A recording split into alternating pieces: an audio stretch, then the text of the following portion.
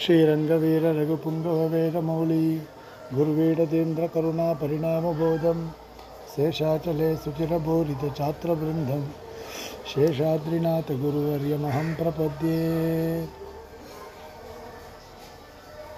यस्य वाक्प्रतिपर्यन्ता इति राजसरस्वती तस्मै वेदान्तगुरवे भूयो भूयो नमो नमः।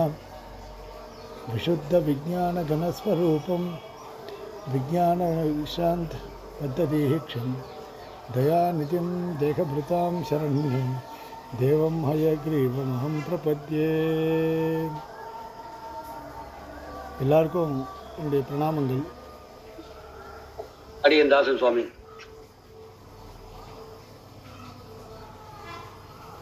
நாம யதீந்திரமய தீபிகாவில் பிரத்யக்ஷ அவதாரத்தை பார்த்தோம். இதுக்கப்புறம் பிரமாணத்தை நிரூபிக்கும் பொழுது 3 விதமான பிரமாணங்கள், பிரத்யக்ஷம், அனுமானம், சப்தம் அப்படின்னு 3 பிரமாணங்கள். அடுத்ததாக அனுமானத்தை நாம் பார்க்கணும். ஆனால் அனுமானம் பார்க்க போகிறதில்லை, சப்தத்தை பார்க்கலாம். 3வது அவதாரமாக இருக்கக்கூடியதான சப்த பிரமாணத்தை பற்றி பார்க்கலாம். ஏன்னா ஆரம்ப நிலையில் இருக்கக்கூடியவர்களுக்கு அனுமானம் அப்படின்றது புரியறது ரொம்ப சிரமமாக இருக்கும். இப்போது குருகுல பத்தத்தியாக சாஸ்திரம் வாசிக்கிறவர்களுக்கு அனுமானம் கொஞ்சம் சுலபமாக புரியும். ஏன்னா அவர்களுக்கு இந்த யதீந்திரமத தீபிகா போன்ற கிரந்தங்கள்லாம் வாசிக்கிறதுக்கு முன்னாடியே நியாயசாஸ்திரத்தினுடைய தர்க்கசங்கிரக கிரந்தங்கள்லாம் வாசிச்சிருவாங்க. ஆகையினால் அனுமானம் அப்படின்றது ரொம்ப சுலபமாக இருக்கும். வியாபியம், வியாபகம், பக்ஷதர்மதா ஜானம், அனுமிதி ஜானம், பிரதிஜா, ஹேத்து, உதாகரணம், நிகமனம், இதெல்லாம் சொல்லக்கூடியது அனுமானம். ஆகையினால் எப்போவுமே அடியனுடைய வழக்கம் என்ன அப்படின்னால், அனுமானத்தை விட்டுட்டு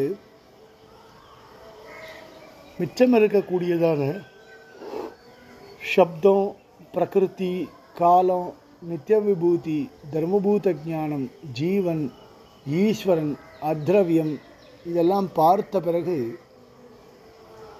சாஸ்திரத்தில் ஒரு பிடிப்பு ஏற்பட்டுரும். சாஸ்திரத்தில் பிடிப்பு ஏற்பட்ட பிறகு நாம் அனுமானத்துக்கு வந்தோன்னா, அனுமான அவதாரங்களில் நியாய சைலியாக நையாயிகர்கள் எந்தெந்த வார்த்தைகளை உபயோகப்படுத்துகிறார்களோ அந்தந்த வார்த்தைகளுக்கெல்லாம் நமக்கு ஓரளவு அர்த்தம் தெரிஞ்சிடும். அப்போது அனுமானம் அப்படின்றது ரொம்ப சுலபமாக இருக்கும். ஆகையினால் இன்னும் தொடக்கமாக நாம் சப்தாவதாரத்தை பார்க்க இருக்கிறோம். சப்தாவதாரம் பார்த்த பிறகு நாம் கிரமமாக கடைசியாக அனுமானத்தை பார்க்கலாம். அத்த சப்தோவதாரா, 3வது அவதாரமாக இருக்கக்கூடியது சப்தாவதாரம். அனுமான நிரூபணானந்தரம் சப்தா நிரூபியது.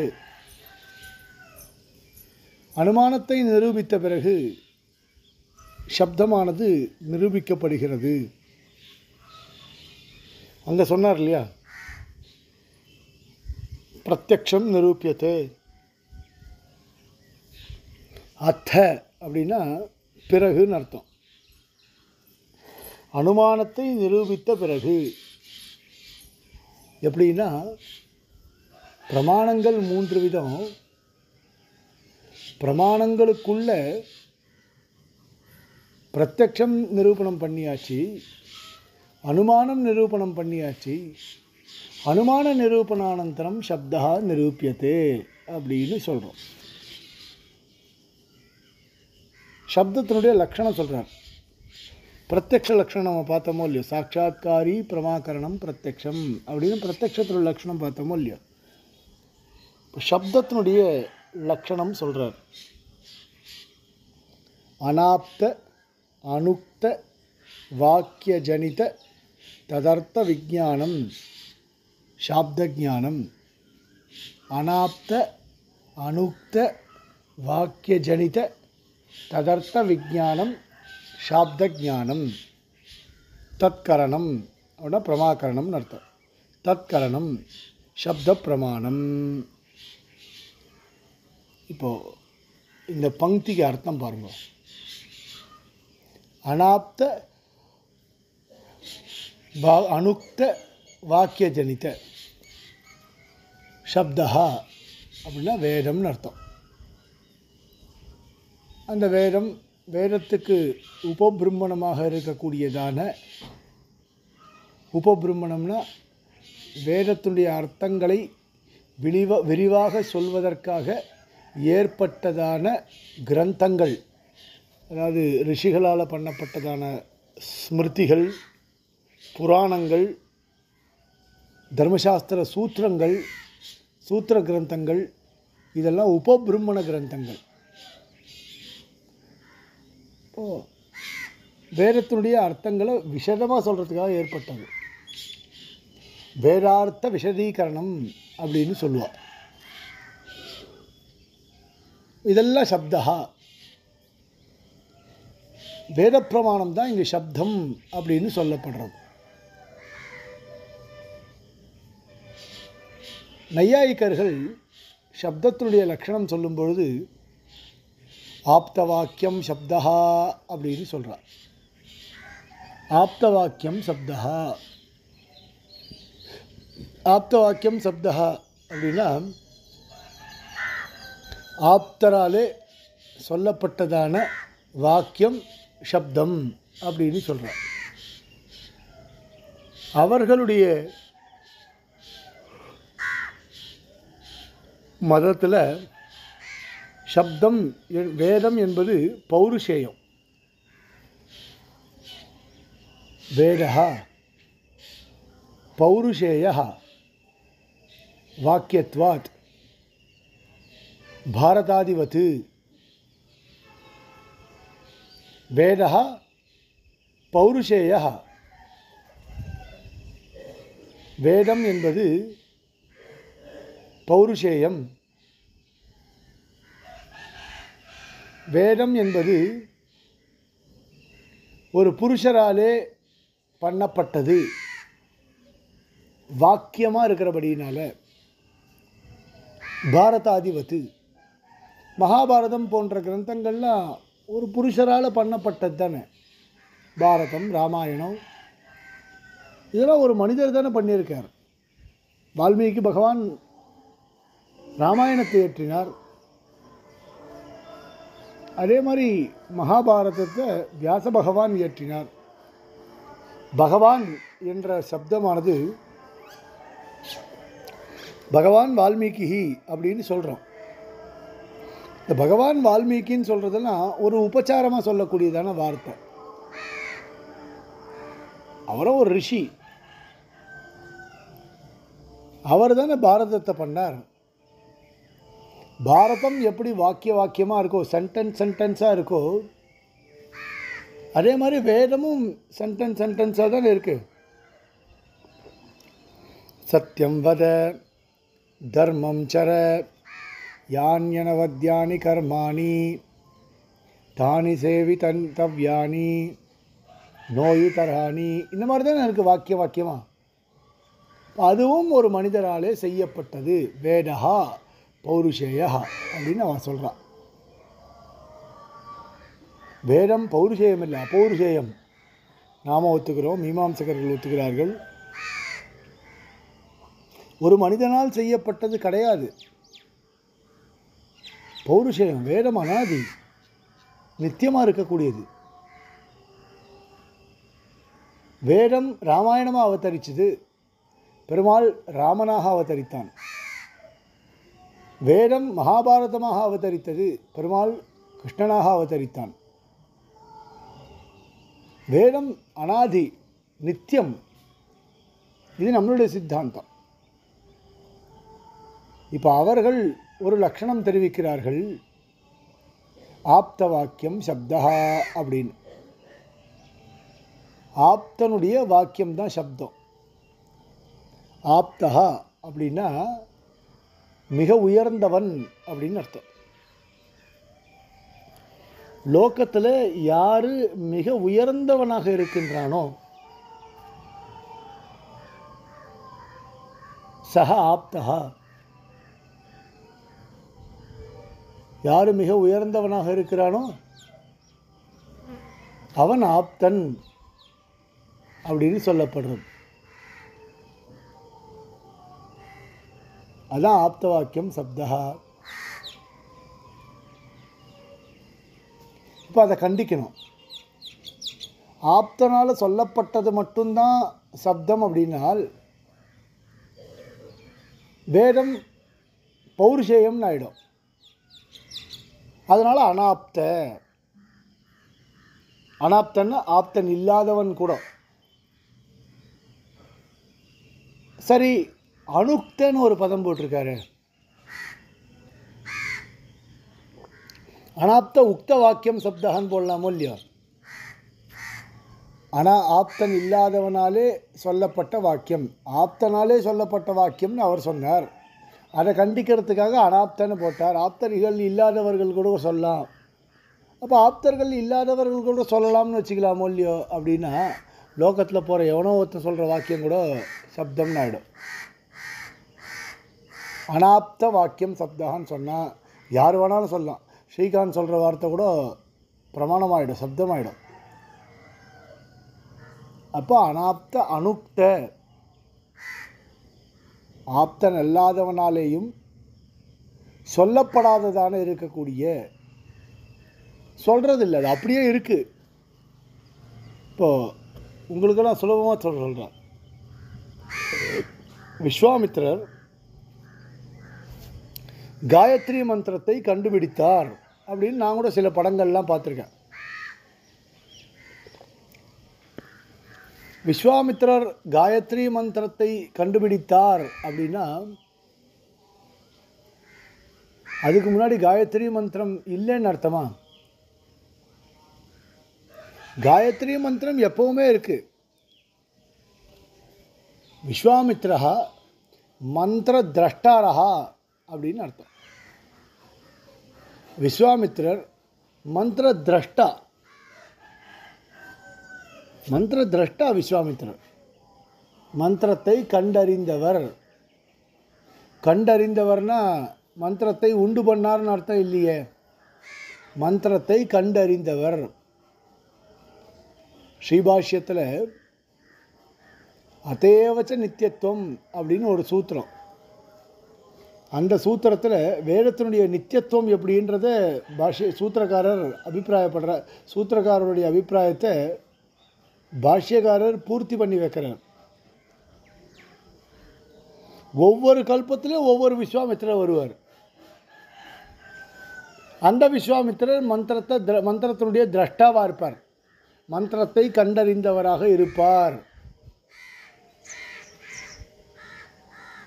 அப்போது அனாப்த அனுக்த, வேதம் என்பது சொல்லப்பட்டது கிடையாது, யாராலையும் சொல்லப்பட்டது கிடையாது. அனாப்த அனுக்த வாக்கிய ஜனித, வாக்கியத்தினால் உண்டான ஒரு அறிவு. வாக்கிய ஜனித ததர்த்த விஞ்ஞானம், அதற்காக ஏற்படக்கூடியதான, அதனால் ஏற்படக்கூடியதான ஞானம். இப்போது சத்தியம் வத வாக்கியம் இருக்குது. என்ன சொல்கிறார் இந்த வாக்கியத்தினால? இது என்ன அர்த்தம் கிடைக்கிறது இந்த வாக்கியத்து, வேத வாக்கியத்தினால? உண்மையே பேச வேண்டும் அப்படின்னு கிடைக்கிறது. தர்மம் சர, தர்ம காரியங்களை மட்டுமே செய்ய வேண்டும். யான்யனவத்யானி கர்மாணி, தவறான அனவத்திய காரியங்களில், அதாவது பிரமத்தை ஏற்படுத்தக்கூடிய காரியங்களில் நாம் ஈடுபடக்கூடாது. அப்போது இந்த வாக்கியத்தினுடைய அர்த்தமானது நம்ம கிடைக்கிறது இல்லையா, அதுதான் சாப்த ஞானம். சப்தத்தினால் கிடைக்கக்கூடியதான ஒரு அறிவு, அதை ஏற்படுத்துறது தான் சப்த பிரமாணம். தற்கரணம், அதை ஏற்படுத்துவது என்பது சப்த பிரமாணம். இப்போ அவரே அர்த்தம் சொல்கிறார் பாருங்க. அனாப்த அனுப்த இத்யுக்தத்வாத்து வேதஸ்ய பௌருஷேயத்துவ மத நிராசா. அனாப்தன்னு போட்டபடினாலையும் அனுப்தன்னு போட்டபடினாலையும் வேதத்தினுடைய பௌருஷேயத்துவம், வேதம் பௌருஷேயா அப்படின்னு சொன்னமோ இல்லையோ, அந்த மதமானது கண்டிக்கப்பட்டதாக ஆறுது. அதாவது நியாய வைசேஷிக மதமானது வேதம் பௌருஷேயா அப்படின்னு சொன்னதுனால கண்டிக்கப்பட்டதாக ஆறுது.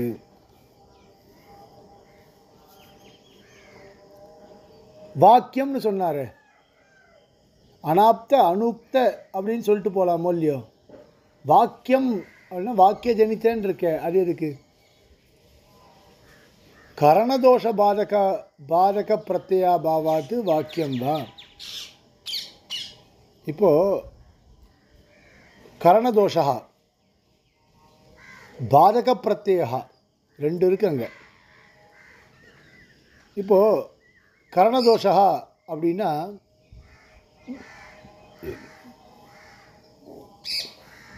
இப்போ லோகத்தில் வாக்கியம் இருக்கும். இப்போ மகாபாரதத்தில் ஒரு வாக்கியம், இப்போ மகாபாரதத்தினுடைய வாக்கியத்தில் நீங்கள் தவறு கண்டுபிடிக்கலாம், அவ்வளோதான். கண்டுலாம் பிடிக்க முடியாது, சொல்கிறேன். இப்போ லோகத்தில் இருக்கக்கூடியதான வாக்கியத்தில் நம்மளால் தவறுகளை கண்டுபிடிக்க முடியும்.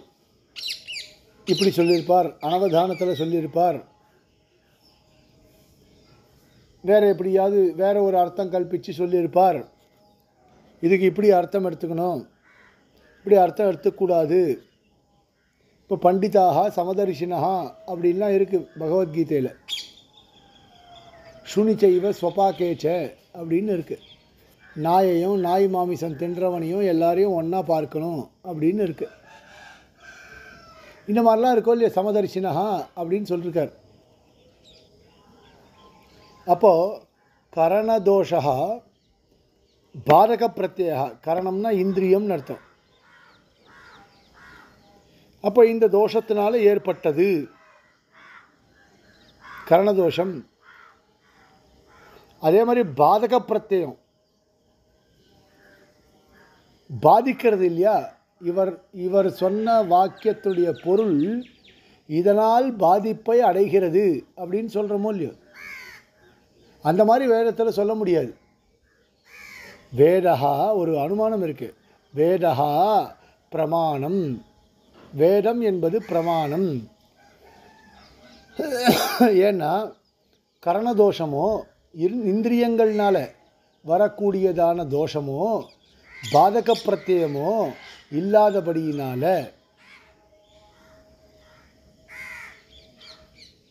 வேதா பிரமாணம்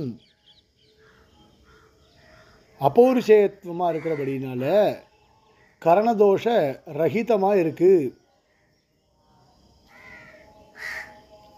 அபௌருஷேயம், பௌருஷேயமாக இருந்தால் கரணதோஷமாக இருக்கும். கரணதோஷம்னா இந்திரியத்தினால் வரக்கூடியதான தோஷம். எதையோ காதில் கேட்டிருப்பார், எதையோ பார்த்துருப்பார், அதை வச்சுட்டு எழுதியிருப்பார். அந்த சமயத்தில் ஏதோ ஒன்று தோணி இருக்கும் இல்லையா. சாருவாக்க மதத்தினுடைய பிரவர்த்தகர் யாருன்னா சுக்கராச்சாரியார்னு சொல்கிறோம். அசுர குரு அவர். ஏதோ எப்பயோ எங்கேயோ எழுதியிருப்பார் ஏதோ ஒன்றுத்தை, அதனால் அப்படி சொல்கிறோம். கரணதோஷ பாதக பிரத்யா பாவாத்து வாக்கியம் வா. சரி. சர்காதௌ பகவான் சதுர்முகாய பூர்வ கிரம விசிஷ்டாத் வேதாத் ஸ்மிருத்வா ஸ்மிருத்வா உபதிஷதி இத்யுக்தியா வேதஸ்ய நித்யத்வம் अपौरुषेयत्वञ्च सिद्धमिति करणदोषाभावः பாரகப்பிரத்யயாபாவஸ்ச. சர்காதௌ சிருஷ்டியினுடைய ஆரம்பத்தில் பகவான் சதுர்முகாய எம்பெருமான் ஸ்ரீமன் நாராயணன் சதுர்முகனுக்கு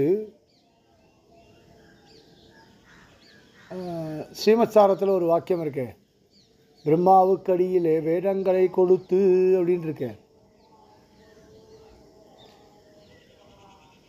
ஸ்மிருத்வா ஸ்மிருத்வா உபதிஷதி, அதாவது ஏற்கனவே இருந்த விஷயத்தை ஞாபகப்படுத்தி பிரம்மாவிற்கு ஸ்ரீமன் நாராயணன் உபதேசிக்கின்றார். அப்போ ஸ்மிருத்வா ஸ்மிருத்வா உபதிஷத்தினா ஏற்கனவே இருந்த விஷயத்தை ஸ்மிருத்வா ஸ்மிருத்வா உபதிஷதி. நானே பண்ணுறேன் அப்படின்னா நான் ஏன் ஸ்மிருத்வா ஸ்மிருத்வா உபதிஷத்தின்னு சொல்லணும் இல்லையா? ஏற்கனவே இருந்த விஷயம் அது. இப்போ பூர்வ கிரம விசிஷ்டாத்து வேதாத்து, முன்னாடி இருந்த கிரமத்தை உடையதான வேதத்தை ஸ்மிருத்வா ஸ்மிருத்வா உபதிஷதி ஞாபகப்படுத்தி பிரம்மாவிற்கு எம்பெருமான் உபதேசிக்கின்றார் அப்படின்னு சொல்லப்பட்டபடியினால வேதச நித்தியத்துவம், வேதம் நித்தியம் என்பது சித்திக்கிறது. அபௌருஷேயத்துவம், வேதம் அபௌருஷேயம் என்பதும் சித்திக்கிறது. இது கரணதோஷாபாவா, கரணதோஷம் என்பது இல்லை அப்படின்னு ஏற்படுறது. யாராவது ஒரு மனிதரால் செய்யப்பட்டால் தானே கரணதோஷம், அது இல்லாததுனால கரணதோஷாபாவா. பாதக பிரத்யயாபாவாச்ச, எதனாலையும் பாதிக்கப்படலை. மனிதரால் செய்யப்பட்டிருந்தால் பாதிக்கப்படும், அது மாதிரி எதுவும் செய்யப்படலையே, அப்போ அது பாதிக்கப்படலை அப்படின்னு இந்த இடத்துல சொல்லிட்டு இதனால் என்ன ஏற்படுறது? அனாப்த அனுக்த வாக்கிய ஜனித ததர்த்த விஜானம் சாப்த ஜானம் தற்கரணம் சப்த பிரமாணம். அனாப்த அனுக்த வாக்கிய ஜனித ததர்த்த விஜானம் சாப்த ஜானம் தற்கரணம் சப்த பிரமாணம் அப்படின்ற லட்சணமானது, சப்தத்தினுடைய லட்சணமானது சித்திக்கிறது. சரி, இதுக்கப்புறம் ஒரு கேள்வி, மீமாம்சகர்களுடைய ஒரு கேள்வி. மீமாம்சகர்களும் வேதத்தை ஏற்றுக்கொள்கிறார்கள், நாமளும் வேதத்தை ஏற்றுக்கொள்கிறோம். வேதம் உங்களுக்கெல்லாம் தெரியும், வேதம் ரெண்டு விதமாக இருக்குது இப்போ பிரயோகத்தில். ஒன்று சம்ஹிதா வாக்கியங்கள், மற்றொன்று உபனிஷத் வாக்கியங்கள். கர்மகாண்டம் பிரம்மகாண்டம் அப்படின்னு ரெண்டு விதமாக வேதத்தை பிரிக்கிறார். கர்மகாண்டம் என்பது சம்ஹிதா ஷாக இப்படிலாம் சொல்கிறோமோ இல்லையோ, இந்த வாக்கியங்கள்லாம் கர்மகாண்ட வாக்கியங்கள்.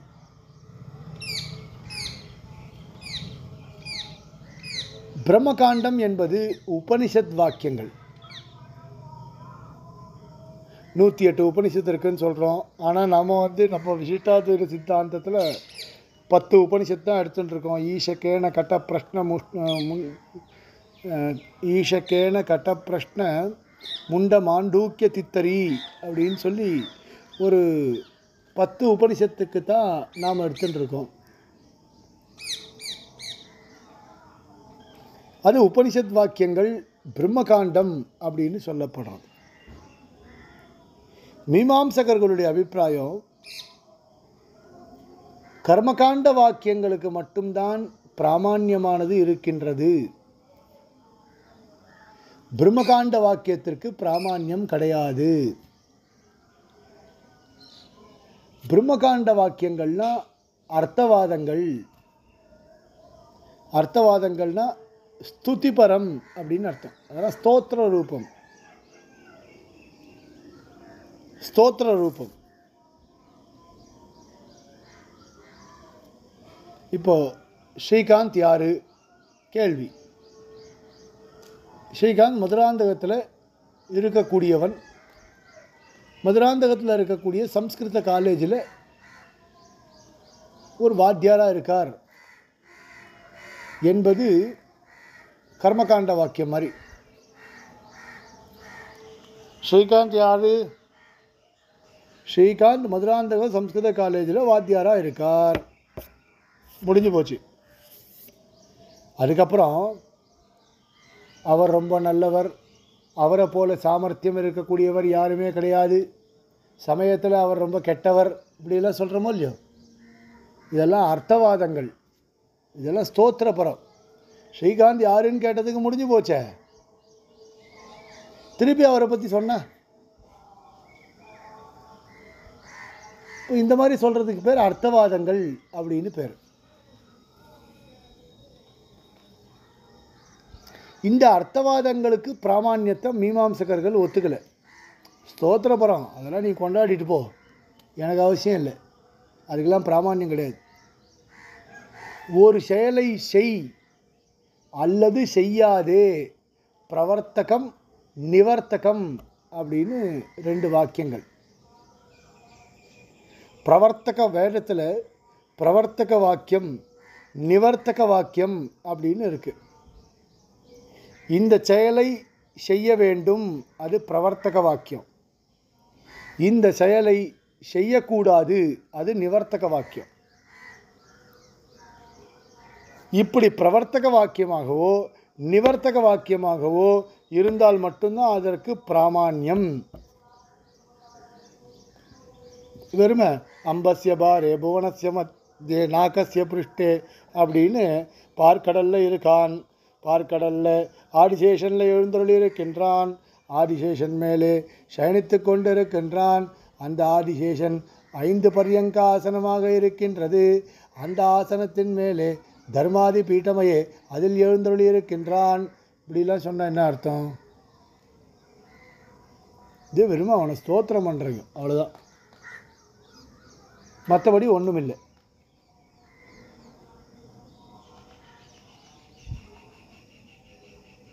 இப்போது எதுக்கு பிராமான்யம்? இதை செய் அதை செய்யாதே, சந்தியாவந்தனம் கர்த்தவியம், இதுக்கு பிராமான்யம். நகலஞ்சம் பக்ஷேத், ஹோட்டலில் போய் சாப்பிடாதே, இதுக்கு பிராமான்யம். இப்படி இருக்கணும் வாக்கியம்னா. அதுதான் அவர் கேள்வி கேட்குறார். நனு வேதவாக்கியானாம் மீமாம்சகைஹி காரியபரதையா பிராமான்ய ஸ்வீகாராத் சித்த பிரம்மபரவாக்கியானாம் வியுத்பத்தி அசம்பவாத் கதம் பிராமான்யம். உங்களுக்கு ஸ்பஷ்டமாக புரியும்.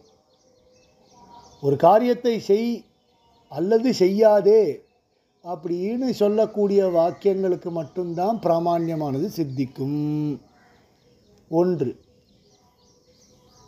மற்றொன்று சித்த பிரம்ம பரவாக்கியானாம். சுவாமி பிரம்மத்தை பற்றி கர்மகாண்டத்திலேயே ஸ்பஷ்டமாக சொல்லியாச்சு. மறுபடியும் பிரம்மகாண்டத்தில் என்ன சொல்ல போகிறீங்க? அர்ச்சமாகவே அரைச்சின்னு இருக்குது எதுக்கு? விற்பத்தி அசம்பவாத்து. இப்போ நான் மொட்டை மாடியில் உட்காந்துட்டு உங்களுக்கு பாடம் சொல்கிறேன். என் கண் எதிர தென்னை மரம் இருக்குது. அந்த தென்னை மரத்தில் இருப்பது என்ன? இளநீர். இப்போ நான் அதுதான் இளநீர் அப்படின்னு சொல்லிட்டேன்.